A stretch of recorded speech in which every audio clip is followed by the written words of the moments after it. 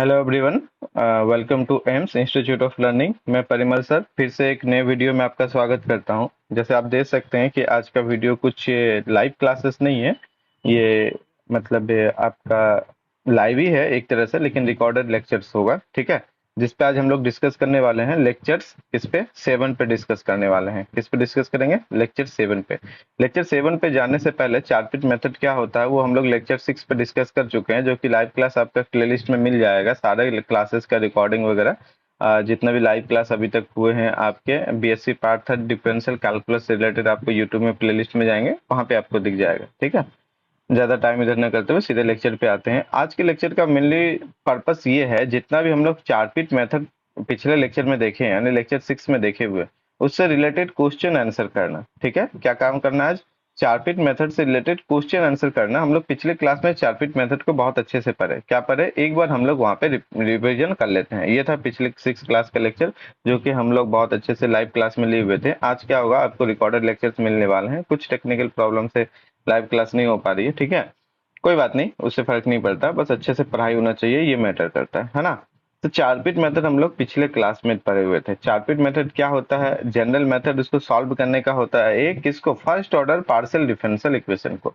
हम लोग ऑलरेडी कई बार डिस्कस कर चुके हैं कि चारपिट मेथड क्या है। अभी तक जितना हम लोग पढ़े हुए हैं, लेग्रांस लेग्रांस में हो गया, नॉन लीनियर में हो गया, ठीक है, फर्स्ट ऑर्डर का जितने सारे क्वेश्चन को डील किए हैं अलग अलग तरीके से, उस सारे को अगर हमको कोई कहे कि एक मेथड बताओ जिससे हम लोग सॉल्व कर ले, तो हम बोलेंगे उसको क्या? Charpit method. चारपिट मेथड से वो सारे टाइप के, चाहे नॉन लीनियर वाले हो जाए और आपके लीनियर का हो, लेग्रांस का हो या कॉसी लीनियर का हो, सारे डिफरेंशियल इक्वेशन को चारपिट मेथड सॉल्व कर सकता है। क्लियर? चलो, बहुत अच्छा। इसका क्वेश्चन कैसे दिया हुआ रहेगा? तो कैपिटल एफ में मान लेते हैं। एक है, हम लोग हेल्पिंग इक्वेशन लेते हैं, एक न्यू फंक्शन में खुद से डिफाइन करते हैं, स्मॉल एफ। हम लोग ऑलरेडी कर चुके हैं। दोनों को क्या करते हैं, 1 और 2 को पार्सली एक्स और वाई के रिस्पेक्ट में हम लोग डिफरेंशिएशन करने के बाद मुझे कुछ इस तरह से इक्वेशन 3, 4 एंड 5 मिलता है, ठीक है। फिर इनमें से मेरा टारगेट है कि अच्छा डी क्यू बाई डेल, जैसे del q by del y ये सेकेंड ऑर्डर का है, del p by del y ये सेकेंड ऑर्डर का है ना। फिर ऊपर से यहाँ भी देख सकते हैं del q by del x ये भी सेकेंड ऑर्डर का है, del p by del x ये भी सेकेंड ऑर्डर का है। तो मेरा टारगेट है कि ये सारे को इनको इनको इनको इनको क्या करना हो, इनको इलिमिनेट करना हो। तो एक काम करते, 3, 4 से हम लोग del p by del x को तो इलिमिनेट कर दिए। फिर एक नया इक्वेशन मेरे पास बचा, फिर इनसे हम लोग क्या करते हैं, del q by del x को भी इलिमिनेट कर देंगे। कैसे? सिमिलरली हम लोग अगले वाले से भी लिख सकते हैं। कैसे करें? क्योंकि ये दोनों जो होता है वो क्या होता है, इक्वल होता है, बराबर होता है। बराबर के यहाँ से कर दिए, जब ये दोनों बराबर होता है तो वहां से वो कैंसिल उनसिल होके कुछ ये वाला इक्वेशन मेरे पास आया। क्योंकि हम लोग इसमें अपने मन से कॉन्सिडर किए थे small f x y z, है ना, एक खुद का मेरा कॉन्सिडर किया हुआ था। तो इसका तो फाइनल क्वेश्चन में कोई मतलब जरूरत नहीं है। ये फाइनल क्वेश्चन में तो ये दिया हुआ मुझे रहेगा नहीं, फाइनल में मेरा कैपिटल एफ होगा, ठीक है। तो सारे जो स्मॉल एफ है उसका कॉफिशिएंट को हम लोग एक तरफ कर लिए, तो कुछ इस तरह से दिखने लग गया। सारे स्मॉल एफ का कॉफिशिएंट हम लोग क्या कर लिए, एक तरफ कर लिए। अच्छा, अब आते फिर वापस जो हम लोग कंसीडर किए हुए थे खुद से, है ना, हेल्पिंग इक्वेशन के फॉर्म में लिए हुए थे, तो इसका टोटल डेरिवेटिव करेंगे तो क्या हो जाएगा, 0 हो जाएगा। इसका मतलब टोटल डिफरेंशिएशन इस तरह से हम लोग दे सकते हैं, जहां पे x y z p q ये सारा का सारा क्या as a independent variable work कर रहा है ना। फंक्शन ऑफ 5 इंडिपेंडेंट वेरिएबल इसको हम लोग बोल सकते हैं। क्लियर? चलो, बहुत अच्छा। इन दोनों से इसका मतलब इक्वेशन 8 और 9 आइडेंटिकल होगा, ऑब्वियसली आइडेंटिकल होगा, क्योंकि दोनों का कोफिशिएंट देखो इस तरह से है, दोनों में फंक्शन यहाँ भी एफ है यहाँ भी एफ है। इसका मतलब दोनों का रेशियो सेम कर दिया, तो डी एक्स डिवाइडेड बाई इतना कर दिए, डी वाई डिवाइडेड बाई इतना कर दिए, डी जेड डिवाइडेड बाई यहाँ पे इनका इतना कर दिए, डीपी डिवाइडेड बाई इतना कर दिए, and D Q divided by इतना कर दिए। ये जो मेरे पास नया निकल के आया, ये जो मेरे पास नया निकल के आया, इसी को कहते हैं चारपिट एक्सिलरी इक्वेशन। जहाँ कैपिटल एफ आपका क्या होगा, क्वेश्चन में दिया हुआ होगा, और p q z x y ये ऑलरेडी आपको पता है, ये क्या पार्शियल डेरिवेटिव आपको करना है, ठीक है। तो इसी को हम लोग शॉर्टकट में इस तरह लिख सकते हैं, this is called Charpit auxiliary equation. Clear? ये हम लोग पिछले क्लास में ऑलरेडी कर चुके हैं ना। वर्किंग रूल क्या होगा, तो वर्किंग रूल जो भी क्वेश्चन है आप एक काम करो, उनको सबसे पहले function of x y z p q के फॉर्म में लिख दो, है ना, इस तरह से इस फॉर्म में लिखो। उनके बाद क्या करो, f x, f y, f z, f p, f q सबके पार्शियल डेरिवेटिव निकाल लो। फिर चार्पिट इक्वेशन लिखो, चार्पिट इक्वेशन में सबका वैल्यू आप पुट कर दो। देखो यहाँ तक स्टेप 3 तक तो सिंपल है, वो हर कोई करेगा, ठीक है। स्टेप 3 तक तो कोई बच्चा बच्चा भी कर लेगा अगर उसको बता दिया जाए। सबसे बड़ा जो चैलेंजिंग वर्क है वो है स्टेप 4। हम लोग पिछले क्लास पे भी ऑलरेडी बोले हुए थे कि स्टेप 4 है ना सबसे चैलेंजिंग है, मतलब अब इसको डबल स्टार लगाइए कि ये इंपॉर्टेंट है। क्या करना है आपको, अपने तरीके से यहाँ पे आपको क्या करना है, सिंपलेस्ट रिलेशन निकालना है between P and Q. P और क्यू के बीच में एक सिंपलेस्ट रिलेशन निकालना है। कैसे रिलेशन निकालेंगे, मेरे पास क्या क्या होगा, मेरे पास 1 2 3 4 5 फैक्टर अवेलेबल है। पांच में से किसी दो फ्रैक्शन को लेकर हमको पी एंड क्यू के बीच में जो भी फ्रैक्शन आप लो, यही है कि आप कौन सा फ्रैक्शन लोगे अकॉर्डिंग टू क्वेश्चन ही वो पता चलेगा, या आपके कॉमन सेंस पे पता चलेगा कि जिस जो आपको अच्छा लगता हो, आसान बनाता हो, ठीक है, वही उठाना है। जरूरी नहीं है कि 1 और 2 लेंगे तो हमेशा 1 2 लेंगे, नहीं। अकॉर्डिंग टू क्वेश्चन आप 1 3 ले सकते हैं, 1 4 ले सकते हैं, 1 5 ले सकते हैं, 2 5 ले सकते हैं, 4 5 ले सकते हैं, कुछ भी ले सकते हैं। बस पी एंड क्यू के बीच में एक सिंपलेस्ट रिलेशन बना लीजिए। उसी को उठा के क्या करना है, उसको उठा के जैसे आप निकाले उसको उठा के क्वेश्चन में रख देना है, ठीक है। गिवन डिफरेंशियल इक्वेशन, जैसे आप पी और क्यू के रिलेशन जो भी आया है उनको क्वेश्चन में रखोगे तो आपको पी एंड क्यू का फंक्शन मिल जाएगा। मतलब क्यू आपको मिल जाएगा फंक्शन ऑफ एक्स वाई, और पी में, सॉरी पी नहीं जेड में, और क्यू भी मिल जाएगा आपको function of x y z. मतलब पी एंड क्यू का फंक्शन मिल जाएगा in terms of x y z. उसको उठा के कहाँ रखना है, डी जेड में रखना है, ठीक है। क्योंकि हम लोग जानते हैं z is a function of two variable p and x and y, so d z equal to del z by del x d x plus del z by del y d y. Clear, clear. अब इसको integrate करो, integrate करो, आपके पास complete solution आ जाएगा। Complete भी आएगा, in future में आप सिंगुलर जनरल दोनों ही यहाँ से निकाल सकते हैं, लेकिन यहाँ पे हम लोग कंप्लीट ही ज्यादातर केसेस में हम लोग देखेंगे, ठीक है। तो करना क्या है, चार पीट तक लिखना है, वैल्यू निकालना है, एक सिंपलेस्ट रिलेशन निकालना है, उनको उठा के क्वेश्चन में डालना है, तब पी एंड क्यू का वैल्यू निकाल लेना है in terms of x y z, ठीक है। उसको फिर डीजेडी में यहाँ पे पी और क्यू का वैल्यू को पुट कर देना है और इंटीग्रेट करके सॉल्यूशन कर लेना है। अगर देखा जाए इसके मोटे तौर पे तो 3 ही वर्किंग रूल है, इस 3 ही स्टेप है, ठीक है। यहाँ तक तो स्टेप 1 मान सकते हैं हम लोग, इसको स्टेप 2 ले लेंगे और उसको स्टेप 3 में रख के और सॉल्व कर लेंगे, ठीक है। तो इतना ही तक हम लोग कर सकते हैं। एक एग्जाम्पल छोटा सा दिए हुए थे पिछले क्लास में, उनके बाद आज क्या क्लास में क्या करेंगे, सिर्फ क्वेश्चन और आंसर करेंगे। जितना सारा क्वेश्चन हो सकता है मैक्सिमम उतने क्वेश्चन पे डील करेंगे, जितने सारे हो पाए, ठीक है।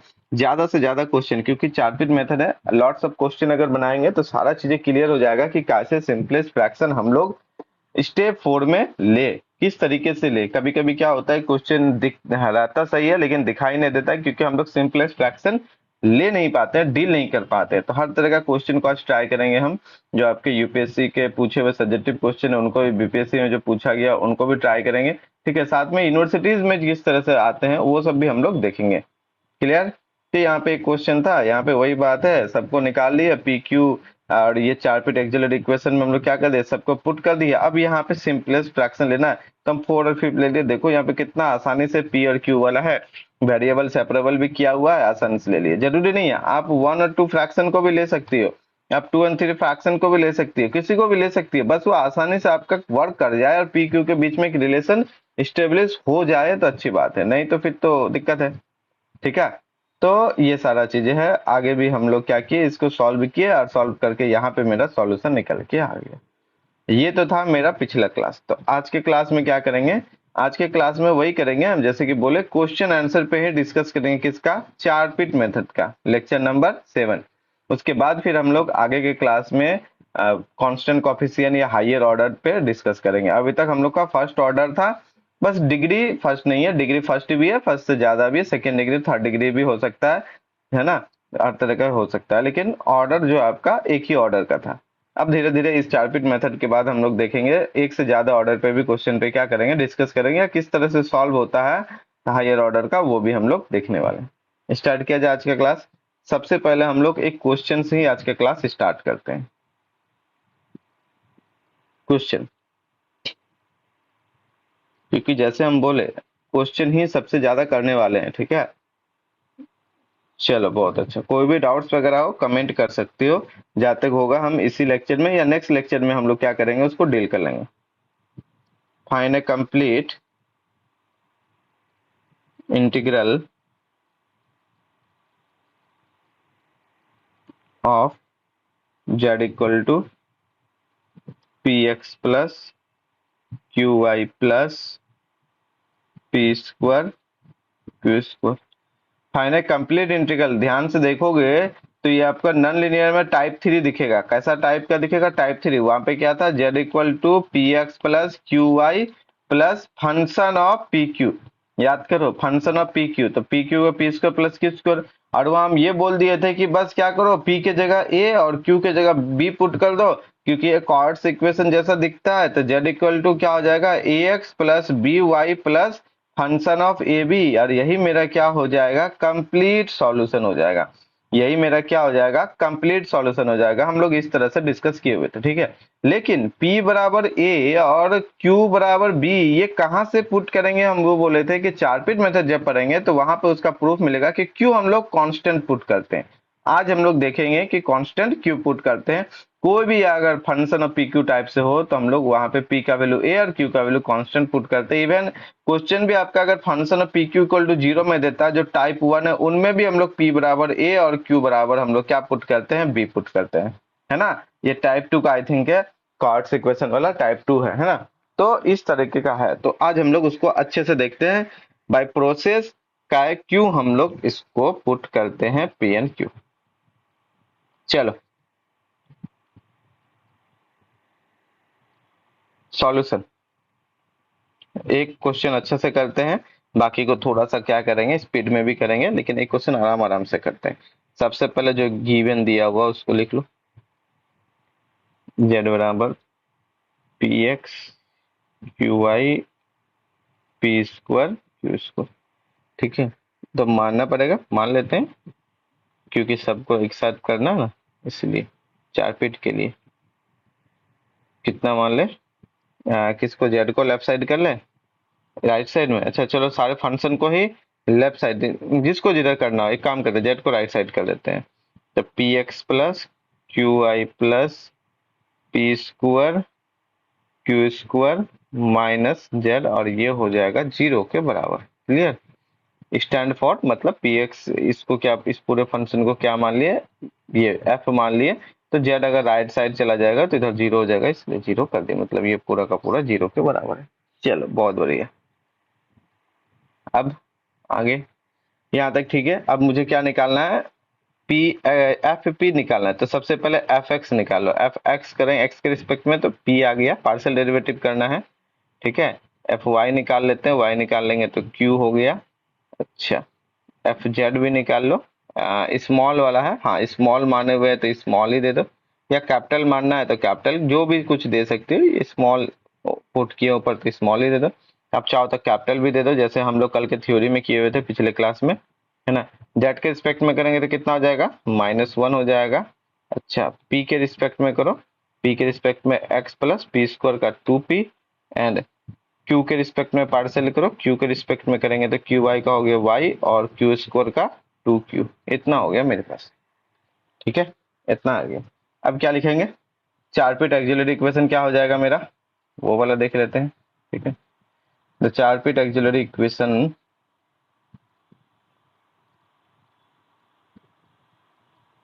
चार पीट्स एक्सिलरी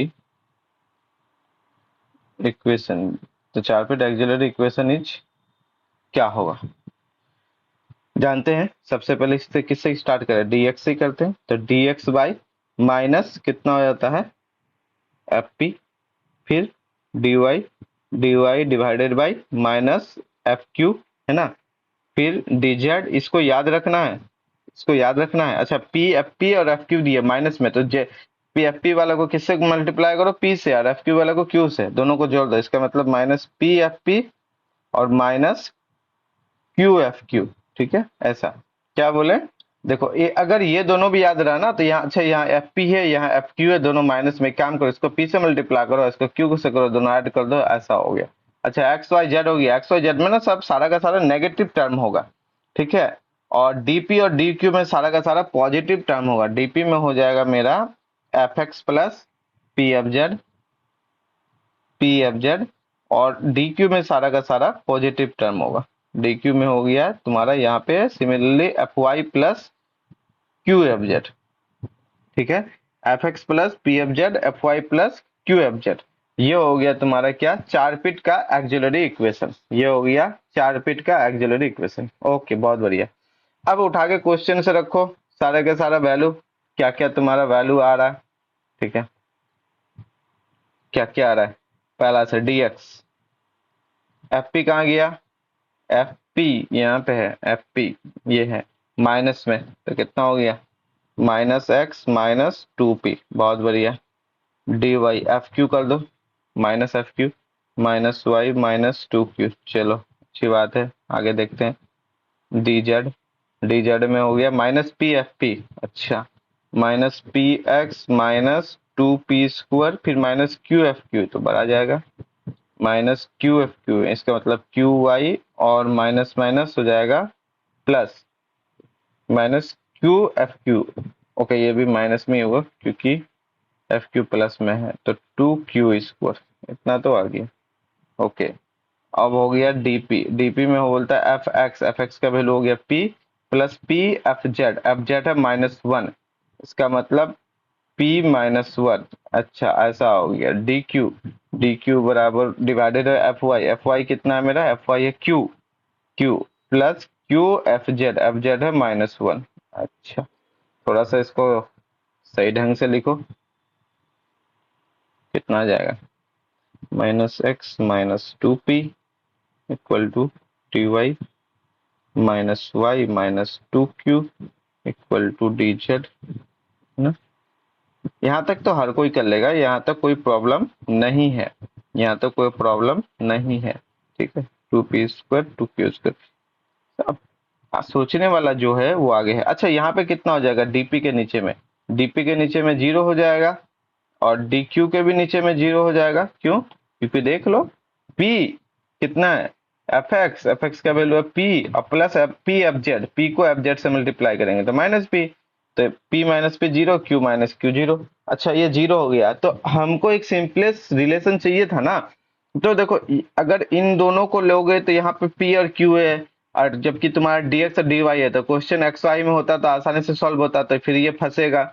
अगर इन दोनों को लोगे तो भी प्रॉब्लम करेगा, क्योंकि यहाँ पे z है तो यहाँ z का कोई फंक्शन है नहीं, यहाँ पे q है p है जो कि तुम्हारा y में नहीं है ना। कैसे इंटीग्रेट करोगे, यानी कि first second fraction problem, second third fraction problem, first third problem.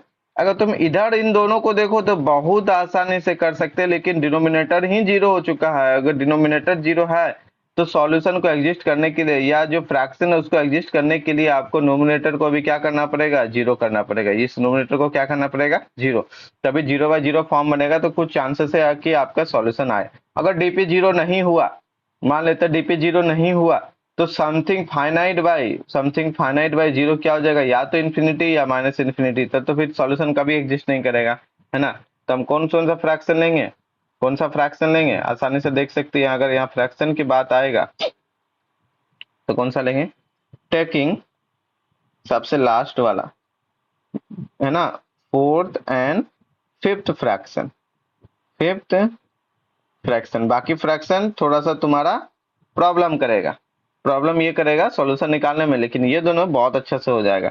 अब यहाँ पे बताओ dp इक्वल टू जीरो बराबर dq इक्वल टू जीरो। अब यहाँ से कैसे करोगे, अगर dp इक्वल टू जीरो है, या सिंपल फोर्थ फ्रैक्शन ही ले लो, फोर्थ फ्रैक्शन फिफ्थ फ्रैक्शन ये ना, तो एक काम करते हैं, डीपी बाई यहाँ पे तुम्हारा जीरो, ये एग्जिस्ट करना चाहिए, ये क्या होना चाहिए, एग्जिस्ट करना चाहिए। ये एग्जिस्ट तब करेगा, तब करेगा जब डीपी ही तुम्हारा क्या हो जाए, जीरो हो जाए। अगर डीपी जीरो है, इंटीग्रेट करो तो पी बराबर कोई ना कोई कांस्टेंट ही ना लेंगे, है ना, पी बराबर कोई ना कोई कांस्टेंट लेंगे, ठीक है। उसी तरह से डी क्यू बाई जीरो ये भी एग्जिस्ट तब करेगा, एग्जिस्ट इफ जब d q equal to zero, और d q equal to zero तो क्यू बराबर कोई ना कोई कांस्टेंट ही ना लोगे, ठीक है। क्या हो गया, एग्जिस्ट इफ है, इफ लगा देते हैं, ज्यादा अच्छा रहेगा। ठीक है, अब यहाँ पे एक चीज को नोट करो, क्या नोट करेंगे, एक P बराबर मेरे पास A आ गया, जो कि कोई भी कांस्टेंट है, क्योंकि DQ और DA ये सब जीरो है। अब यहाँ पे एक Q बराबर मेरे पास B आ गया। यही दोनों का हम लोग जनरली यूज करते थे, जहाँ A और B क्या है, कोई भी आर्बिट्ररी कांस्टेंट है। A और B क्या है, कोई भी आर्बिट्ररी कांस्टेंट है। बस कुछ अब बचा, ठीक है, बचा इसमें, अब उठा के क्वेश्चन में डाल देंगे इसको। पी और क्यू का वैल्यू तो कांस्टेंट आ गया, कांस्टेंट आ गया तो इसको उठा के डाल दो। So so since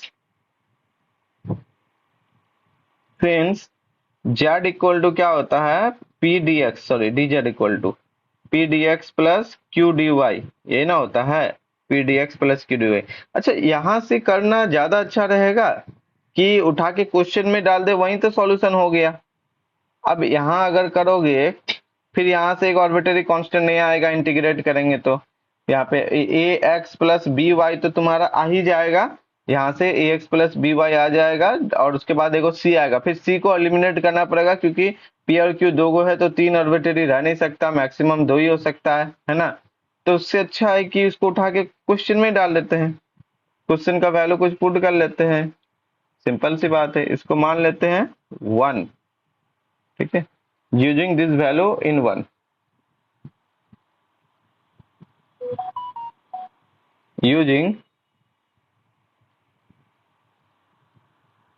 using the values of P बराबर A and Q बराबर B in 1 we get। अब क्लियर हुआ क्यों किए थे, है ना। Z इक्वल टू कितना हो गया, Z इक्वल टू P बराबर A, तो AX और Q बराबर B, BY plus A square plus B square, p x plus b y a square plus b square.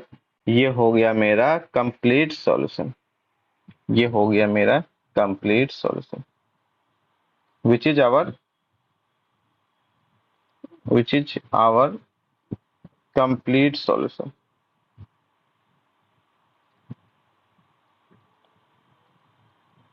Where a and b are क्या हो जाएगा, आर्बिट्ररी कांस्टेंट्स। ए और B क्या हो जाएगा, दोनों का दोनों आर्बिट्ररी कांस्टेंट है, तो यही मेरा क्या हो गया, कंप्लीट सॉल्यूशन निकल के आ गया, यही मेरा कंप्लीट सॉल्यूशन निकल के आ गया। क्लियर। अच्छा एक चीज बताओ, अगर यहाँ फंक्शन ऑफ पी क्यू होता, फंक्शन ऑफ पी क्यू कुछ ना कुछ फंक्शन होता, तो फंक्शन ऑफ पी क्यू तुम्हारा कहाँ जाता है, यहाँ पे आता कुछ ना कुछ वैल्यू और यहाँ पे आता, ठीक है। और जैसे ही तुम डीपी और डीएक्स में डालते हैं, f x plus p f z करोगे और f y plus q f z करोगे, तो गारंटी है कि देखो एफ जेड क्या होगा तुम्हारा, -1 ही होगा हमेशा, क्योंकि जेड बराबर लिखोगे ना, तभी तो। ये जो तुम्हारा नॉन लीनियर में टाइप में हम उसमें ही बात कर रहे हैं, ठीक है, ये -1 होगा। अब इधर फंक्शन ऑफ पी क्यू कुछ भी रहे, अगर तुम पार्सली एक्स के रिस्पेक्ट में डेरिवेटिव करोगे इसको, तो गारंटी है ये तो तुम्हारा क्या होगा, जीरो, तो एक्स के रिस्पेक्ट में हमेशा पी देगा। और जब तुम वाई के रिस्पेक्ट में करोगे तो हमेशा क्यू ही देने वाला है, क्योंकि इससे तो कोई मतलब नहीं है, पार्सली एक्स वाई में के रिस्पेक्ट में करेंगे तो ये जीरो हो जाएगा। तो इधर कुछ भी रहे कोई मतलब नहीं है, f x plus p f Z तुम्हारा हमेशा जीरो होगा अगर इस फॉर्म में है तो, क्योंकि एफ एक्स तुम्हारा हमेशा पी आएगा, ठीक है, यहीं से ना आएगा, एफ एक्स हमेशा पी, और तुम्हारा एफ जेड हमेशा -1 आएगा, क्योंकि जेड बराबर p x plus q why he चाहिए, जो हम लोग नॉन लीनियर टाइप 2 पढ़े थे, ठीक है। तो F x plus p f Z always zero and F x plus q f Z always zero, जिस वजह से तुमको हमेशा P बराबर A और Q बराबर B मिलेगा। इसी को उठा के क्वेश्चन में रखते हैं, तो ax plus b y plus function of a b मेरा क्या आ जाता है, कंप्लीट सॉल्यूशन, जो कि हम लोग कब पढ़े थे, नॉन लीनियर का टाइप 2 में पढ़े थे, और बोले थे कि जब 4 पिट आएगा तो बता देंगे। 4 पिट से देखो यह ऑलवेज जीरो होगा, चाहे तुम्हारा फंक्शन ऑफ पी क्यू कुछ भी हो जाए, कोई मैटर नहीं करता है। पी स्क्वायर प्लस क्यू करो 2pq और समथिंग समथिंग कुछ भी हो जाए, बस ये वाला पोर्शन होना चाहिए क्वेश्चन में। अगर ये पोर्शन है उसके बाद फंक्शन ऑफ पी क्यू कुछ भी हो कोई फर्क नहीं पड़ता, या हमेशा जीरो होगा, हमेशा जीरो होगा, ये हमेशा p minus P q minus Q होगा ऑलवेज। ठीक है, तो इसीलिए ही हम लोग डायरेक्ट लिख देते थे। टाइप 1 भी यहीं से आसानी से आ जाता है, टाइप 1 तो और सिंपल है। चलो अब एक दूसरा क्वेश्चन करते हैं। दूसरा क्वेश्चन एग्जाम्पल 2, ये था मेरा कितना एग्जाम्पल, क्वेश्चन नंबर 1। अब चलते हैं हम लोग क्वेश्चन नंबर 2। ठीक है, क्वेश्चन नंबर 2।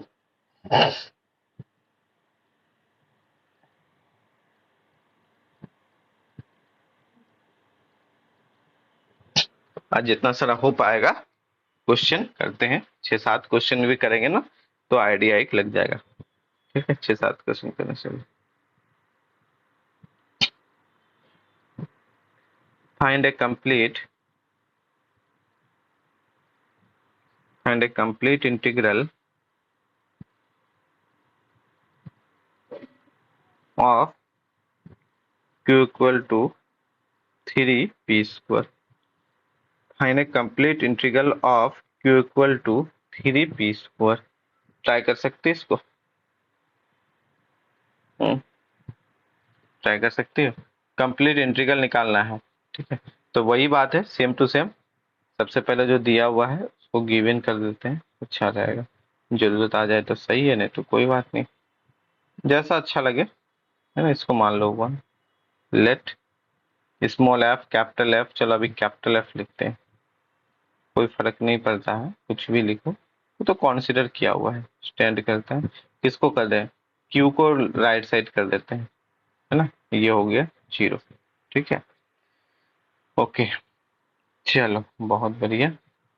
अब हमको क्या निकालना है, कैपिटल एफ एक्स, एक्स के रिस्पेक्ट में करेंगे तो 0 है, क्योंकि एक्स वाला पोर्शन तो है ही नहीं, वाई भी नहीं है क्वेश्चन में, ये भी 0, जेड भी नहीं है क्वेश्चन में, वो भी 0। हाँ पी जरूर है, तो एफ पी में करेंगे तो हो जाएगा 6p, और एफ क्यू करेंगे, एक ही को क्यू है तो हो गया -1, है ना, ये तो दिख रहा है। 4 फीट एक्सिलरी इक्वेशन कितना हो जाएगा,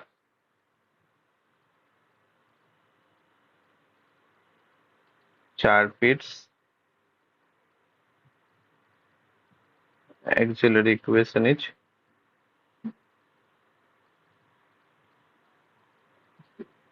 क्या देगा, dx by minus f P. ये लिखना जरूरी है हर क्वेश्चन में एग्जाम में, तभी जाके अच्छा से नंबर मिलेगा। ठीक है, ये नहीं कि जानते हैं तो छोड़ देंगे, नहीं, लिखना पड़ेगा। dp बाई कितना हो गया, f x plus p f z, और डी क्यू कितना हो गया, f y plus q f z. ठीक है, ये हो गया तुम्हारा क्वेश्चन। अच्छा चलो, अब फटाफट सबका वैल्यू रख दो, तो एफ माइनस एफ पी कितना हो गया, -6p। Okay, d y minus f q कितना हो गया, 1 हो गया, -1। Okay, d d z minus p f p, इसका मतलब हो गया -6p square, minus q f q, इसका मतलब हो गया -+1 प्लस क्यू, क्यू से मल्टीप्लाई करेंगे। ठीक है, डीपी, अच्छा डीपी, सॉरी डीपी में तो ये भी डीपी एफ एक्स कितना है 0 प्लस पी, अच्छा एफ जेड भी 0, मतलब तो ये तो 0 ही हो गया। डी क्यू ये हो गया 0 प्लस क्यू से एफ जेड, ये भी 0। अब तुम खुद सोच के देखो कौन सा फ्रैक्शन तुम उठाना चाहोगे, फिर इसमें भी वही 6 एंड 4 वाला ही फ्रैक्शन ज्यादा अच्छा रहेगा, सॉरी 4th एंड 5th वाला ही ज्यादा अच्छा रहेगा, है ना, क्योंकि इधर वाला लोगे तो थोड़ा सा टाइम लगेगा, लेकिन 4th और 5th में तो तुमको दे ही दिया कि क्या कर लो, कि भाई साहब ले लो p बराबर a और q बराबर b, कोई भी आर्बिट्ररी कांस्टेंट ले लो, हो गया तुम्हारा। ठीक है, p बराबर a और q बराबर b, आसानी से काम कर लोगे तो कोई दिक्कत नहीं होगा। चलो, टेकिंग ऐसे इधर वाले कोई फ्रैक्शन ले सकते हैं, इस साइड वाले जो है यहाँ पे पहला दूसरा तीसरा इसको भी ले सकते हैं, लेकिन इनसे अच्छा कि यही ले लो ना, डिनोमिनेटर जीरो कर दिए हैं। ऐसा करके तो हम लोग बहुत सारा क्वेश्चन बनाए, जानबूझ के डिनोमिनेटर जीरो बनाते थे। किसमें? साइमल्टेनियस डिफरेंशियल इक्वेशन में हो या आपका टोटल डिफरेंशियल इक्वेशन में हो, ट्राई करते थे ज्यादातर साइमल्टेनियस में ना, डिनोमिनेटर जीरो करके सॉल्यूशन करने का। ठीक है, उसके लिए तो हम लोग वहां पे मल्टीप्लायर भी यूज करते थे, टेकिंग फोर्थ फ्रैक्शन। क्या है? dp equal to zero.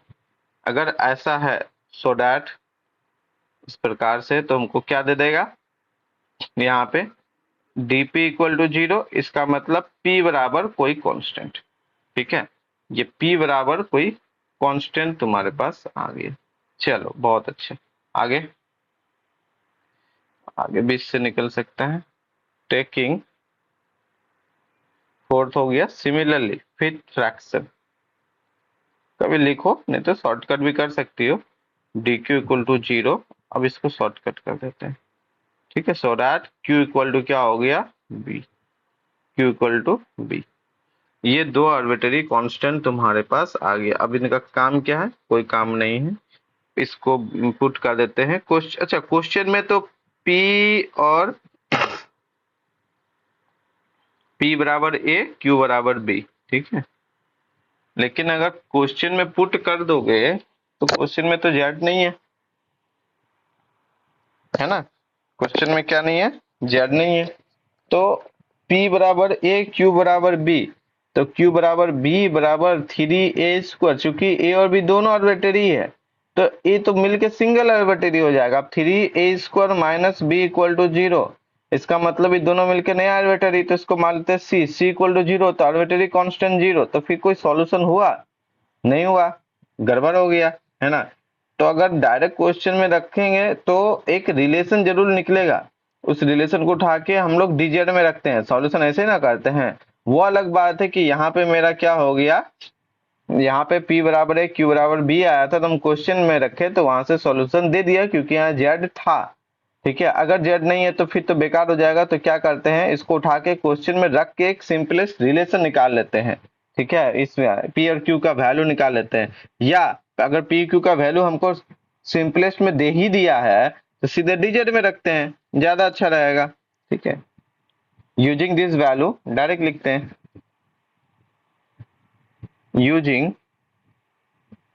Using the values of p बराबर a। यही सब देखना पड़ेगा तुमको कि कहाँ पे क्या करना है इनको, किसमें? dz में p dx plus q dy, क्योंकि हम लोग स्टेप 5 में यहीं से किए थे। स्टेप 5 का तब जरूरत पड़ता है जब क्वेश्चन वगैरह से डायरेक्ट ना हो। तो p बराबर हो गया a, तो a dx, q बराबर हो गया b, तो b dy। ठीक है, यहाँ पे d छूट गया, dy। अच्छा, अब इंटीग्रेट करते हैं, करना पड़ेगा इंटीग्रेट। हाँ चलो इंटीग्रेट करो, और क्या, इंटीग्रेटिंग इंटीग्रेटिंग वी गेट कितना मिलेगा इंटीग्रेट करेंगे तो z बराबर, तो a dx का x हो गया, b dy का y हो गया, और एक ले लेते हैं तुम्हारा c। ठीक है, एक ले लेते हैं c। अच्छा, तीन कांस्टेंट फिर आ गया, जबकि मुझे तीन नहीं चाहिए। तो एक काम करो ना, क्वेश्चन से एक p और q का रिलेशन निकाल लो। तो b बराबर 3a², अभी जस्ट जैसे हम बोले थे कि b बराबर 3a², तो लिख सकते हैं, है ना। तो फ्रॉम वन से, फ्रॉम वन से क्या हो जाएगा, b बराबर हो जाएगा 3a², b बराबर 3a²। लिख सकते हैं, बिल्कुल लिख सकते हैं, b बराबर 3a² हो गया। So z equal to ax, b के जगह कितना लिख देंगे, 3a² y और c। यही मेरा हो जाएगा कंप्लीट सॉल्यूशन, यही मेरा हो जाएगा कंप्लीट सॉल्यूशन। अब क्लियर हुआ?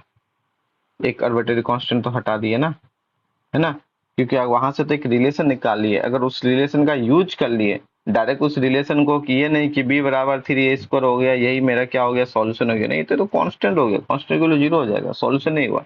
वहां से एक रिलेशन निकाल लिए और उस रिलेशन को यूज कर लिए। क्यों? क्योंकि ए बी दो ऑलरेडी आर्बिट्रेरी था, एक इंटीग्रेट किया जेड को तो तीन आर्बिट्रेरी हो गया। तीन आर्बिट्रेरी हो नहीं सकता, इसलिए हम लोग क्या कर दिए, उस रिलेशन से एक आर्बिट्रेरी को रिमूव कर दिए। अब ये आंसर हो गया मेरा आसानी से। अब इसको हम लोग बोल सकते हैं कि वेयर जो मेरा ए है और मेरा सी है are arbitrary constant.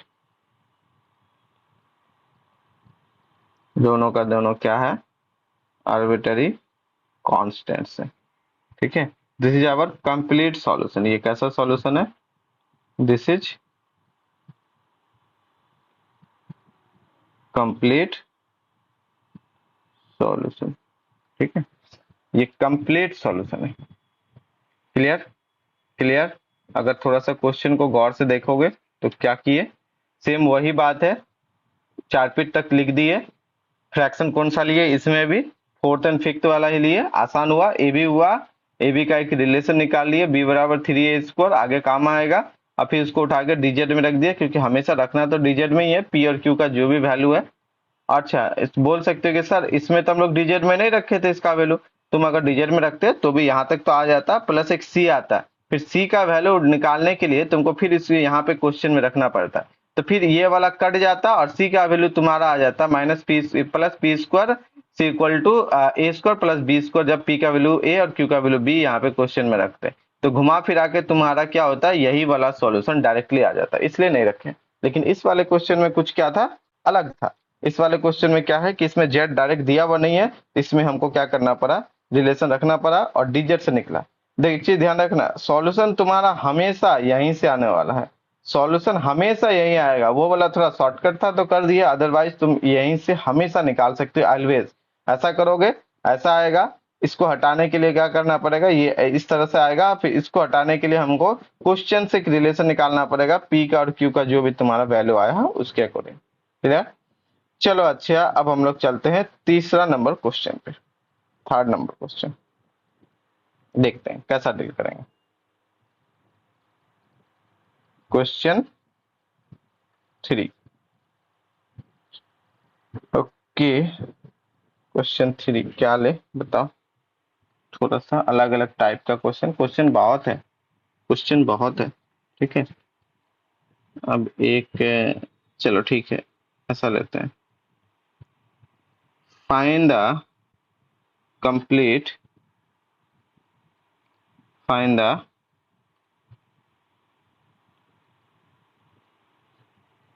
Find the complete integral या कंप्लीट सॉल्यूशन, सेम बात है। फाइंड द कंप्लीट इंटीग्रल या सॉल्यूशन किसका, of z p q equal to p plus q. कितना का? Z p q equal to p plus q. Clear? चलो solution देखते हैं थोड़ा सा। Z p q equal to p plus q, सबसे पहले जो दिया हुआ उसको तो लिख लो। Z p q equal to p plus q. अब तुम लोग खुद से भी कर सकते हो, है ना, खुद से भी कर सकते हो। कैपिटल एफ स्मॉल एफ कुछ भी मानना है, कैपिटल एफ ले लो, जो देना हो दे सकते हो, कोई प्रॉब्लम नहीं। करना क्या है,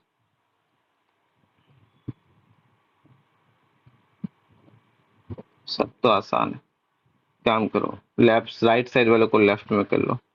Z p q minus p minus q equal to 0। ठीक है, अब यहाँ से क्या निकालो, एफ एक्स का वैल्यू 0 है, ये नहीं है। एफ वाई बोलो, ये भी 0 है, ये नहीं। वाई का भी टर्म कोई भी। एफ जेड बोलो, हाँ इनका टर्म है, तो एफ जेड बराबर हो जाएगा पी क्यू। ठीक है, अच्छा एफ पी बोलो, पी बोलोगे तो हो गया जेड क्यू पहले -1। अच्छा एक और है, एफ क्यू बोलो, अगर क्यू के रिस्पेक्ट में बोलोगे तो जेड पी हो जाएगा और -1, यानी जेड क्यू जेड पी। ठीक है, चलो बहुत बात, अच्छी बात है। 4 पे ऑक्सिलरी इक्वेशन क्या हो जाएगा,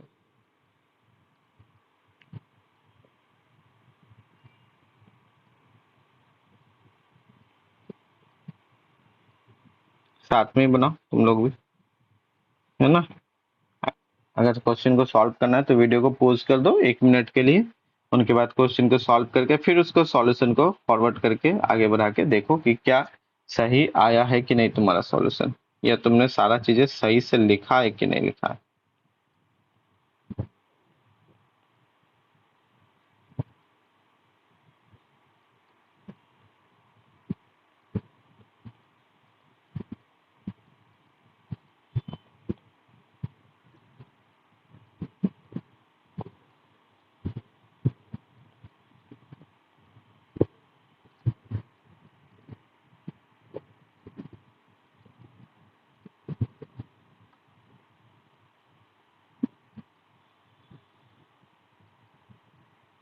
ठीक है, यहाँ तक तो आना ही चाहिए।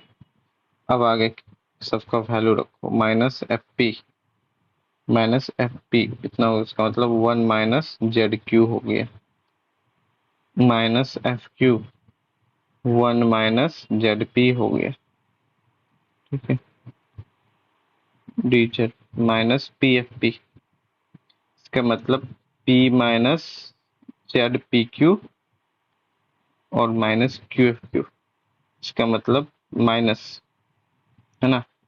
तो -QFQ माइनस लगा देंगे तो यहाँ पे हो गया Q+Q -ZPQ, है ना। इतना तक तो हो जाएगा। अच्छा, और ये हो गया दोनों ही माइनस, इसको P से मल्टीप्लाई करेंगे Q से करेंगे तो ये दोनों ही माइनस में ही हो गए। DP का बता दो कितना हो गया, FX तो हो गया 0 प्लस PFZ।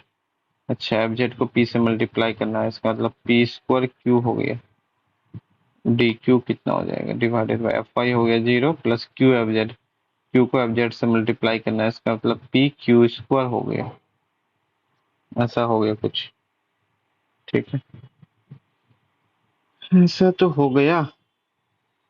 थोड़ा सा इसको सिंप्लीफाई करके लिखें, क्या सिंप्लीफाई करेंगे, रहने दो। अच्छा, कौन सा फ्रैक्शन लेना ज्यादा बेहतर होगा, कौन सा फ्रैक्शन लेना ज्यादा बेहतर होगा, पहला दूसरा, दूसरा तीसरा, समथिंग समथिंग, कौन सा। एक काम कर सकते हैं, यहाँ से PQ और यहाँ PQ, अगर हम लोग फोर्थ एंड फिफ्थ, इसमें भी फोर्थ एंड फिफ्थ ट्राई कर रहे हैं तो वेरिएबल सेपरेबल हो जाएगा। यहाँ PQ यहाँ भी PQ है ना, कैंसिल कर देंगे तो यहाँ हो जाएगा P और यहाँ बच जाएगा Q, अब वेरिएबल सेपरेबल हो जाएगा। ठीक है, आसानी से भी हम लोग को हो भी सकता है, दिख तो यही रहा है।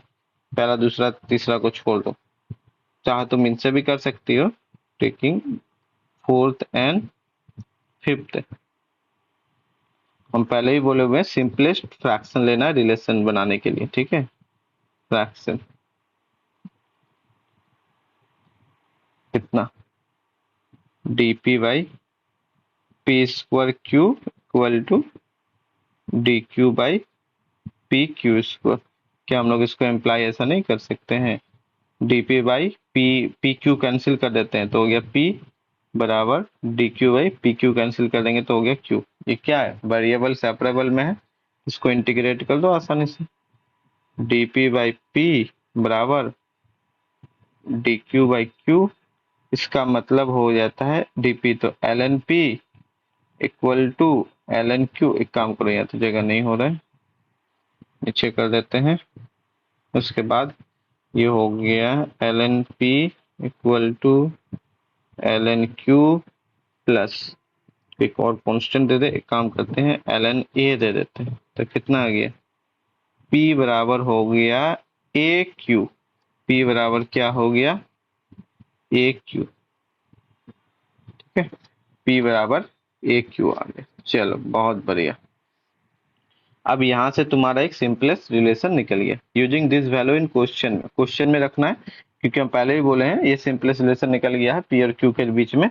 अब उनको क्वेश्चन में रखो, यहाँ से P और Q का अलग अलग वैल्यू निकालो इन टर्म्स ऑफ XYZ, उसको फिर dz बराबर PDX प्लस QDY में रखना है। अच्छा, फ्रॉम 1 से ZPQ बराबर P+Q, तो P बराबर AQ रख देते हैं, है ना। फ्रॉम 1, फ्रॉम फ्रॉम 1 से हम लोग क्या देखेंगे, तो जेड कितना क्वेश्चन में रहा है, ZPQ, तो एक काम करते हैं P बराबर AQ कर देते हैं, AQ, और इधर Q था ही, लेफ्ट राइट साइड में कितना था P+Q, तो P की जगह AQ और plus Q, clear, AQ plus Q। Q cancel ही कर देते, एक क्यू तो अच्छा रहेगा। तो z a q equal to a plus one. इसका मतलब क्यू का वैल्यू अगर निकालना है तो a plus one by a z, यही तो आ गया। क्यू का वैल्यू कितना निकल गया, a plus one by a z. ध्यान रखना, कंफ्यूजन नहीं हो जाना है कि ए कौन सा है और क्यू कौन सा है, ठीक है। इसमें कंफ्यूजन नहीं होना है, सारा चीजें क्लियर होना चाहिए। ये क्यू निकल के आ गया a plus one by a z, clear. अच्छा, क्यू निकल के आ गया तो पी कितना हो जाएगा यहाँ से, तो पी बराबर ए इंटू क्यू है, तो ए कैंसिल भी हो जाएगा, तो हो जाएगा a plus one by z. P कितना आ गया, a plus one by z. अच्छा चलो, बहुत अच्छा। यूजिंग दिस वैल्यू, कहाँ इसको वैल्यू को यूज करेंगे, याद करो, डी जेड में। यूजिंग दिस वैल्यू या दिस वैल्यू,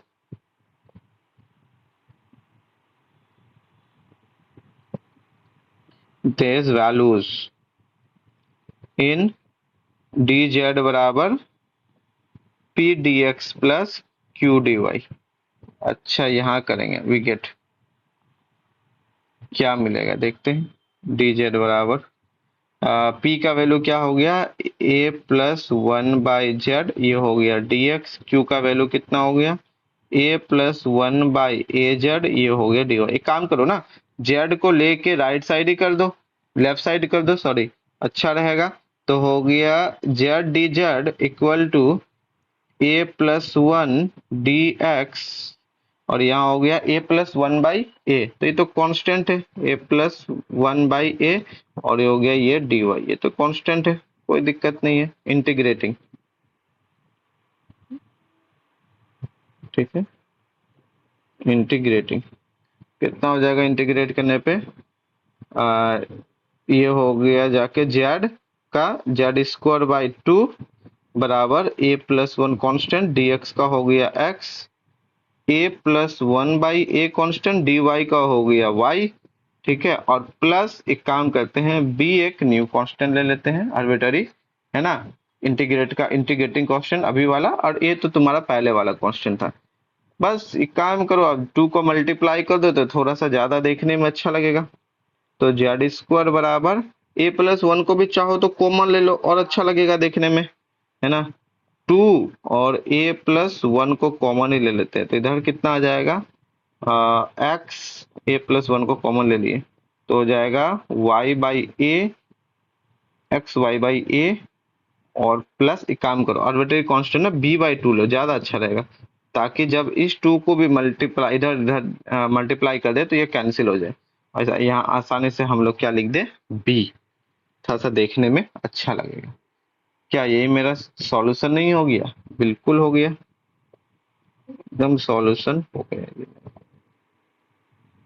ठीक है। This is our required solution, ये मेरा हो गया सॉल्यूशन, कंप्लीट सॉल्यूशन, वेयर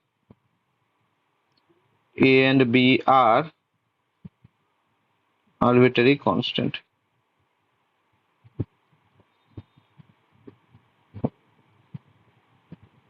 ठीक है। a and b are arbitrary constant, a and b are arbitrary constant। किस तरीके से बनता है सारा क्वेश्चन, वही एक प्रोसेस एक मेथड ही है जिससे कि हम लोग सारे क्वेश्चन को अभी तक डील कर रहे हैं, एक ही मेथड से कर रहे हैं, उसके अलावा कोई दूसरा मेथड नहीं है जिससे हम लोग क्या करेंगे, क्वेश्चन को डील करेंगे, ठीक है। इस तरह का सिंपल सा मेथड है, 3 स्टेप में कंप्लीट है, देखने में 5 स्टेप है, 3 स्टेप में कंप्लीट है। हर कोई यहाँ तक तो कर ही लेगा, यहाँ तक कोई प्रॉब्लम नहीं है। अब डिपेंड करता है कौन सा सिंपलेस्ट फ्रैक्शन ले, तो वो क्वेश्चन में अभी तक ज्यादातर तो हम लोग 4/5 ही कर रहे हैं, कभी कभी 1/2 भी होगा, कभी कभी 1/3 होगा, कभी कभी 2/3 होगा, जैसा रहे। 4/5 आसान हो रहा था तो देख लिए कि अच्छा वेरिएबल सेपरेबल होगा, बस एक सिंपलेस्ट रिलेशन चाहिए पी और क्यू के बीच में, जैसे पी बराबर ए क्यू, एक रिलेशन आया ना, उठा के इसको हम लोग कहाँ रखे, क्वेश्चन में रखे, तो पी और क्यू का वैल्यू निकालना in terms of x y z, यहाँ एक्स वाई नहीं है, कोई प्रॉब्लम नहीं, जेड में है, फिर उसको उठा के रखेंगे डीजेड में, डीजेड में जैसे ही रखे वहां से उसको इंटीग्रेट करोगे तुम्हारा रिजल्ट आ जाएगा। इसी तरह से तो हम लोग सारा क्वेश्चन कर रहे हैं, है ना, एक एक पेज में ट्राई कर रहे हैं एक एक क्वेश्चन को कंप्लीट करने का। चलो ये हो गया, नेक्स्ट क्वेश्चन, बहुत सारा क्वेश्चन करने वाले हैं, सबको देखना है अच्छे से, सबको देखना है, समझना है, फिर उसके बाद जाके आगे इस पे क्या करना है, डील करना है। तुमको खुद से भी क्वेश्चन बनाना है, खुद से भी क्वेश्चन बनाना है, ठीक है। समझ समझ के सारे क्वेश्चन को डील करना है। ये था क्वेश्चन नंबर कितना, क्वेश्चन नंबर 3। अगला है क्वेश्चन नंबर 4, ठीक है।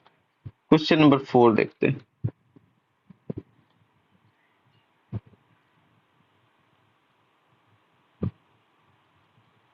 ठीक, क्वेश्चन नंबर 4। 4 में क्या देखें बताओ। चलो एक क्वेश्चन और देखते हैं, एक यूपीएससी का पूछा हुआ क्वेश्चन देखते हैं। यूपीएससी का पूछा हुआ क्वेश्चन है। Find the find find a complete find a complete integral of find a complete integral of कैसा z square, find a complete integral of z square p square z square plus q square equal to 1। ये question तुमको दिया हुआ है। Find a complete integral of z square p square z square plus q square equal to 1। इसका मुझे क्या चाहिए, solution चाहिए। क्या चाहिए, सॉल्यूशन। क्लियर, चलो स्टार्ट करते हैं ना। गिवन, इसको रख देते हैं पहले, p square z square plus q square equal to 1। पूरा क्वेश्चन पता है, चलो कोई बात नहीं। Let f x y z p q, ये हर क्वेश्चन में करना है। जब तक हम भी करते हैं तब तक तुम लोग भी साथ में करो, ठीक, ज्यादा अच्छा रहेगा, है ना, ज्यादा अच्छा रहेगा। अच्छा किसको किधर लेना है, -1 को ही ले लो लेफ्ट साइड में, ज्यादा अच्छा रहेगा। यही काम करते हैं, मल्टीप्लाई कर दे क्या जेड स्कोर को, ज्यादा बेहतर होगा। जेड स्कोर को मल्टीप्लाई अगर कर देंगे तो कर दो, अच्छा रहेगा। तो हो जाएगा पी स्क्वायर जेड पर पावर 4, ठीक है, ताकि हमको पार्शियल डेरिवेटिव करने में कोई प्रॉब्लम ना हो। और क्यू स्क्वायर जेड स्क्वायर और -1 ले लो, ये ज्यादा बेहतर होगा, ठीक। अब कोई प्रॉब्लम नहीं होगा। एफ एक्स के रिस्पेक्ट में है ही नहीं 0, एफ वाई के रिस्पेक्ट में वाई भी नहीं है 0, एफ जेड के रिस्पेक्ट में हाँ जेड तो जरूर है। हो गया 4 पी स्क्वायर जेड क्यूब और प्लस 2 क्यू स्क्वायर जेड। अच्छा, एफ पी के रिस्पेक्ट में हाँ पी तो है, तो हो गया 2p जेड पर पावर 4 रह जाएगा। और क्यू के रिस्पेक्ट में हाँ क्यू भी है, 2q जेड स्क्वायर रह जाएगा, है ना, पार्शियल डेरिवेटिव करना है। चल अब देखते हैं 4 बिट एक्सिलरी इक्वेशन क्या लिखाएगा, ये बता। द 4 बिट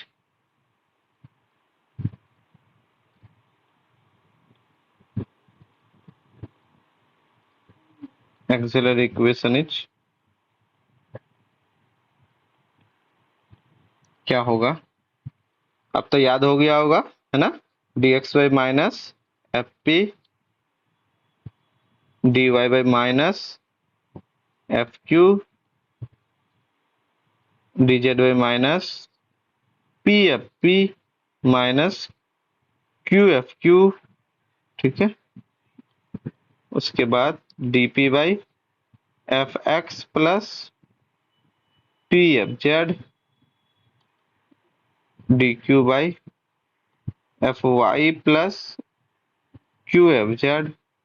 ये सारा का सारा हम लोग लिख दिए। चलो आगे बढ़ा जाए, किसका क्या वैल्यू है फटाफट करके उठा के रखो और बताओ।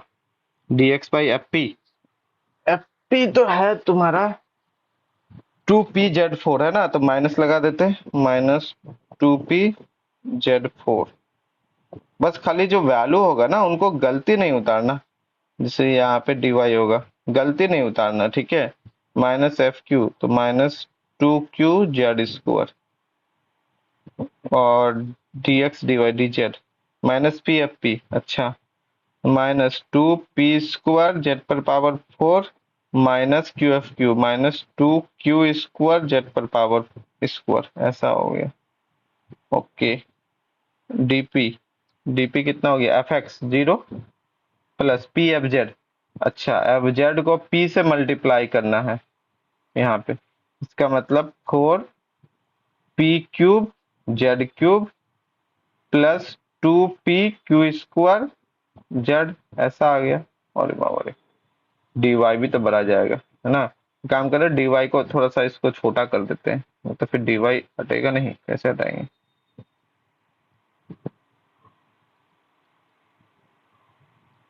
ठीक है, थोड़ा छोटा कर दिए, डी क्यू, डी वाई नहीं डी क्यू। एफ वाई तो हो गया 0, ठीक है। और plus q f Z, Q f Z को क्यू से मल्टीप्लाई करना है, इसका मतलब 4p² Q z³ plus 2q से मल्टीप्लाई करना है, q³ z। ये हो गया, इतना बड़ा मेरा क्या आ गया, इतना बड़ा मेरा 4 पीट एक्सिलरी इक्वेशन निकल के आ गया। क्या आया? 4 पीट एक्सिलरी इक्वेशन। चलो बहुत अच्छा, ध्यान देना। एक चीज यहाँ पे मेंशन करना भूल गए हैं, मेंशन ये करना भूले हैं कि ये क्वेश्चन तुम्हारा पूछा हुआ है किसमें, ये क्वेश्चन तुम्हारा पूछा हुआ है आईएएस के एग्जाम में। ठीक है, थोड़ा सा पुराना है लेकिन कोई बात नहीं, क्वेश्चन अच्छा है। ठीक है, और भी एग्जाम में पूछा हुआ है लेकिन इसमें पूछा हुआ है, कई सारा क्वेश्चन बहुत सारा है कि रिसेंट में पूछा हुआ भी है तुम्हारा, वो सबको भी डिस्कस करेंगे, लेकिन सेम पैटर्न सेम मेथड पे ही होता है। तो अगर एक दो भी अच्छा से उस लेवल का बना लेते हो तो मान के चलो कि बाकी सारा भी तुम आसानी से कर सकते हो या कर लोगे, कोई दिक्कत नहीं होगा। चलो बहुत बढ़िया। अब बताओ इनमें कौन सा ज्यादा आसान रहेगा फ्रैक्शन लेना, कौन सा ज्यादा आसान रहेगा फ्रैक्शन लेना। ठीक है, एक चीज नोट करोगे, इसमें भी हम लोग फोर्थ और फिफ्थ को देखते हैं। देखो, 4p³ z³, 4p² q z³, यहाँ भी q है, यहाँ भी एक काम करते हैं, यहाँ से q कॉमन लेते हैं, यहाँ से p कॉमन ले लेंगे तो सेम नहीं हो जाएगा, सेम तो हो जाना चाहिए क्योंकि एफ जेड तुम्हारा ये वाला है ना। यहाँ p से मल्टीप्लाई किए क्योंकि एफ एक्स तो 0 ना हो गया और ये भी 0 हो गया, तो एफ जेड यहाँ भी, एफ जेड यहाँ भी, तो यहाँ पे p से है, यहाँ से q से है। जब ये 0 हो गया है तो तुम्हारा पी एफ जेड dp/, ठीक है, हम ऐसा बोल रहे हैं कि dp/, एफ एक्स 0 हो चुका है तो पी एफ जेड और बराबर dq/, यहाँ पे कितना हो गया q एफ जेड, क्योंकि एफ वाई भी 0 हो गया है, तो एफ जेड और इधर भी एफ जेड, तो ये तो कैंसिल ही हो जाएगा। इसका मतलब dp/p और बराबर dq/q ही ना मेरा बचेगा, तो आसान हो जाएगा। तो यहाँ मल्टीप्लाई बेकार किए, कॉमन रख लेते तो ज्यादा अच्छा रहता। चलो कोई बात नहीं, यहाँ से भी कर लेते हैं। Taking fourth and fifth fraction, taking fourth and fifth fraction we have, कितना निकल के आएगा बताओ। डीपी हम क्या बोले, p कॉमन ले लेते हैं, जैसे p कॉमन लिए तो 4p² z³ और प्लस 2q² z, इतना आ गया। उसके बाद dq, q कॉमन लेते हैं, q तो हो गया 4p², q कॉमन ले लिए तो फिर भी यही z³ और प्लस q कॉमन ले लिए तो 2q² z। ठीक है, अब इन दोनों में इनको तो हम आसानी से कैंसिल कर सकते हैं। अब जैसे ही कैंसिल किए तो कितना बच गया मेरे पास, ये हो गया dp/p और इक्वल टू dq/q। अब इंटीग्रेट करो और सॉल्यूशन निकालो, इंटीग्रेटिंग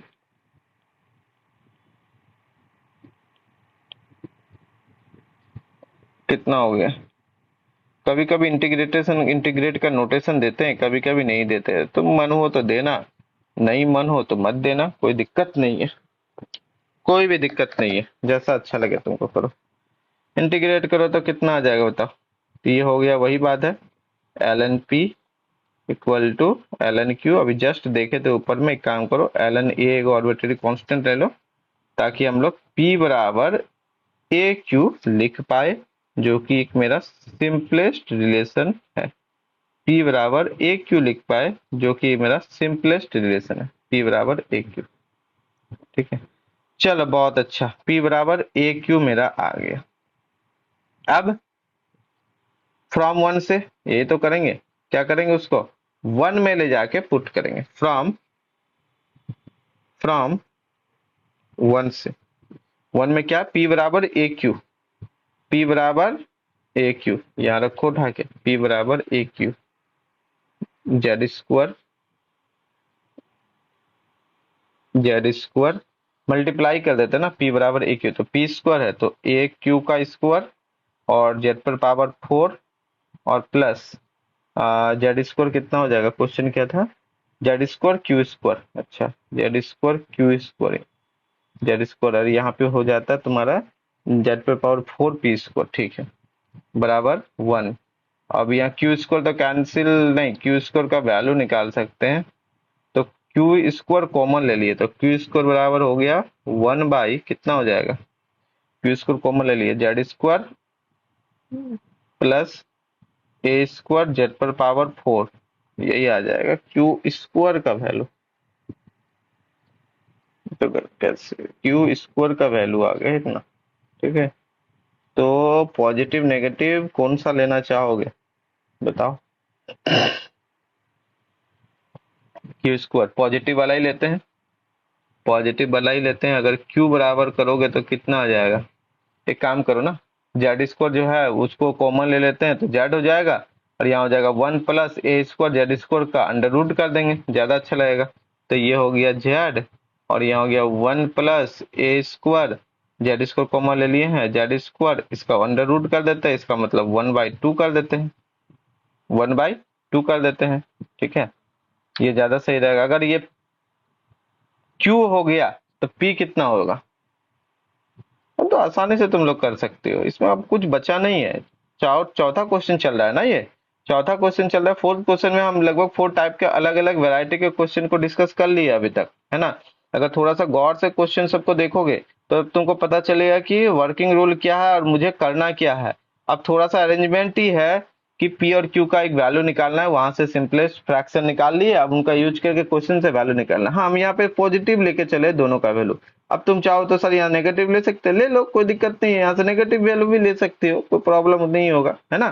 कोई एक वैल्यू ले लो, काम खत्म। ज्यादातर केस में पॉजिटिव ही लेके चलो। अच्छा, अब यहाँ पे दोनों वैल्यू निकल गया, अब क्या करेंगे, स्टेप फिफ्थ का याद करो क्या किए थे, यूजिंग दिस वैल्यूज ऑफ या using the values of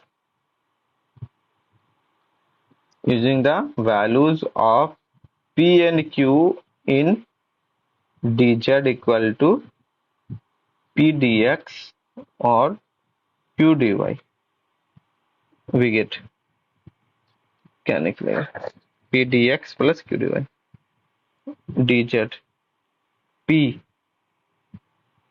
ay z 1 plus a square z square पर पावर 1/2, ये हो गया dz sorry dx plus Q का वैल्यू हो गया जाके 1/, बस P और Q में खाली a ही एक कांस्टेंट है, उसी का फर्क है, ए स्क्वायर जेड स्क्वायर पर पावर 1/2, ये हो गया dy। अब काम करो, a z a 1 plus a square z square को लेफ्ट साइड ले लो, है ना, z 1 plus a square z square, अच्छा इसको अंडर रूट है 1/2 है तो उसको अंडर रूट ही लिख देना ज्यादा बेहतर है। तो अभी ये हो गया dz बराबर कितना हो जाएगा, यहाँ पे हो जाएगा a d x plus d y, यही हो गया a d x plus d y. अब मेन टारगेट तो है कि लेफ्ट साइड इंटीग्रेट करना, इंटीग्रेटिंग, राइट साइड तो चलो ठीक है, लेफ्ट साइड ही इंटीग्रेट करना ही मेन प्रॉब्लम टारगेट है। तो ये जेड ये तो अंडर रूट में है 1 plus a square z square, ठीक है, ये हो गया डी जेड। इधर तो इंटीग्रेट करोगे तो कितना हो जाएगा, a d x plus d y, तो ये तो ए एक्स प्लस वाई हो गया और देखो कांस्टेंट मान लो लिख भी देंगे, ठीक है ना।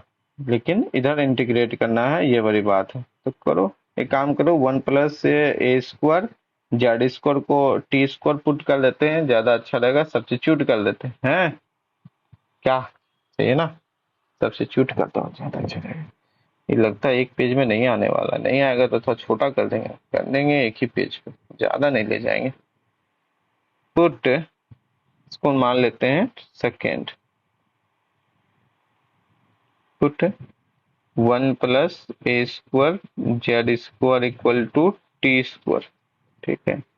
अच्छा, ऐसे डेरिवेटिव कर लो, कितना आ जाएगा, 1 का 0, a² रह जाएगा, तो हो गया 2a² जेड, जेड का डी जेड, टी स्क्वायर का 2t, टी का डी टी, है ना, इतना आ गया।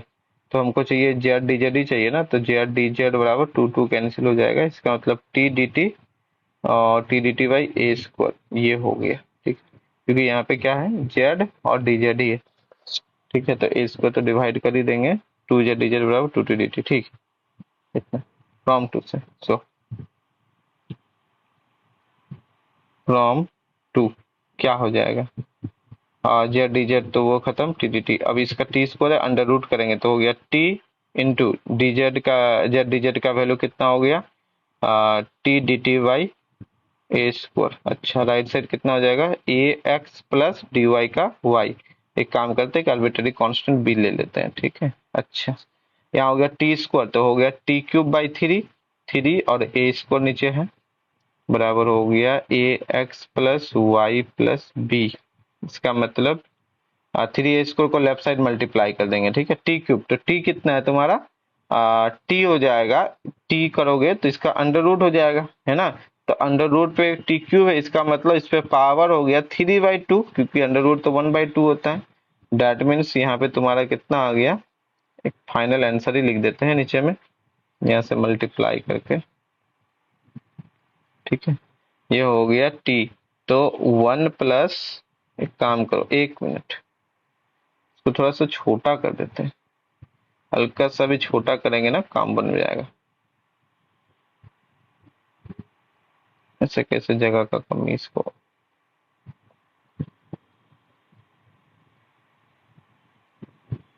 काफी है, देख रहे हो डिजिटल का कमाल, जगह बनाना था, जगह बना लिए। टी का वैल्यू कितना हो गया, 1 + a² जेड² t³ तो इसका मतलब अंडर रूट था तो 3/2 और बराबर 3a² को मल्टीप्लाई कर देते हैं, तो 3a² और यहाँ हो गया ax plus y plus b, इनसे पूरा का पूरा 3a² मल्टीप्लाई हो गया, है ना।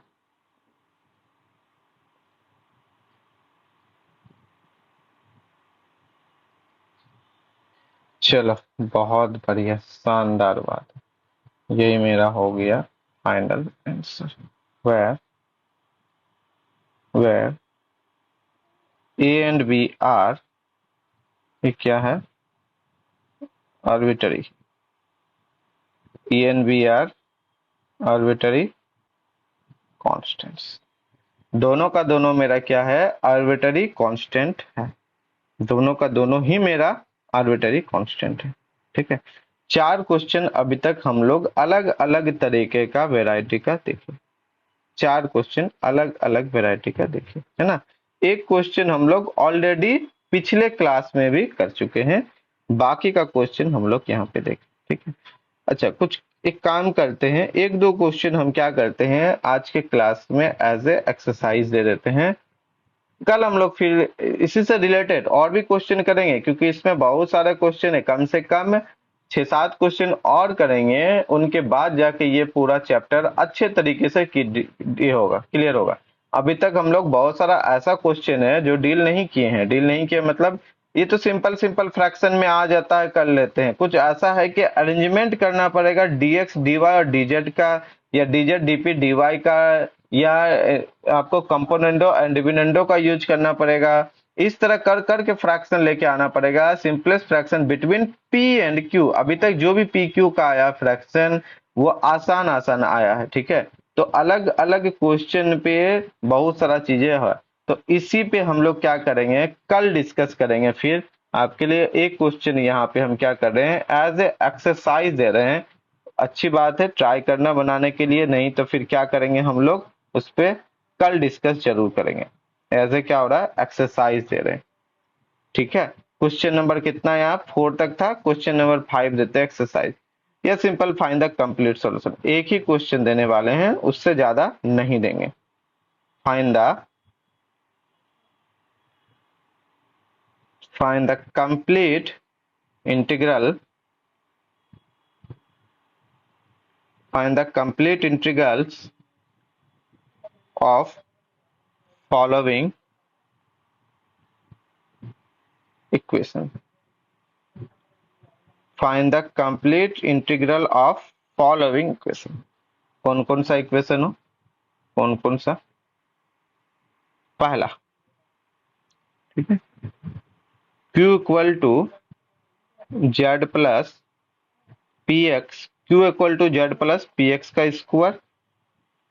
दूसरा p equal to z plus q y का स्क्वायर। बस एक दूसरे का से रिसिप्रोकल जैसा एकदम बहुत ही शानदार तरीके से बना सकते हो। तीसरा, ठीक है, तीसरा y z p square minus q equal to 0, ठीक है। चौथा, इस तरह का क्वेश्चन पे डील करना है। अच्छा, ये जो क्वेश्चन अभी देने वाले हैं वो पूछा हुआ क्वेश्चन है, ठीक है, पूछा हुआ क्वेश्चन है, बड़ा शानदार ही है। जैसे कि 16 p square z square plus 9 q square z square plus 4 z square minus 4 equal to 0। 16 p square z square, ठीक है, plus 9 q square z square plus 4 z square minus 4 equal to 0। ये IAS वगैरह में पूछा हुआ, ठीक है। एक क्वेश्चन और देते हैं 5 नंबर, एक क्वेश्चन और देते हैं 5 नंबर। ये भी कुछ सिंपल जैसा ही है। P square plus q square, p square plus q square, ये हो गया आपका x equal to p z. P square plus q square x equal to p z. ये कुछ क्वेश्चन हम क्या दिए यहाँ पे, एज ए एक्सरसाइज आपको बनाना है, तैयार करना है कि क्या होगा आंसर, ठीक है, क्या होगा। और थोड़ा सा अच्छे तरीके से सोचना है, समझना है, ये नहीं कि बस हाँ जैसे तैसे कर दिए, ठीक है। उनके बाद देखना है कि अच्छा जो तरीका हम लोग 4 फीट मेथड में देखे हैं क्या उससे आसानी से हो रहा है, या सिंपल फ्रैक्शन जो निकालना है उनमें प्रॉब्लम हो रहा है, ठीक है। कल के क्लास में सबसे पहले फटाफट ये पांचों क्वेश्चन को ट्राई करेंगे, उनके बाद कुछ कॉम्प्लिकेटेड क्वेश्चन पे भी डिस्कस करेंगे। कल के क्लास भी मेरा क्या चलेगा, क्वेश्चन आंसर पे चलेगा। पहले क्या करेंगे, इस पांचों को ट्राई करेंगे, उसके बाद कुछ कॉम्प्लिकेटेड क्वेश्चन पे और डिस्कस करेंगे। आज का क्लास पर्पस था तुम्हारा ये सारा का सारा जितना भी क्वेश्चन, 4th क्वेश्चन किए, इनको अच्छे से समझना है, कैसे डील किए नहीं किए, और रिलेटेड जो एक्सरसाइज है आपके बुक के, ठीक है, उनको भी कंप्लीट करना है। क्लियर, क्लियर, चलो बहुत बढ़िया। मिलते हैं हम लोग फिर नेक्स्ट क्लास में, कल के क्लास में, लेक्चर 8 में।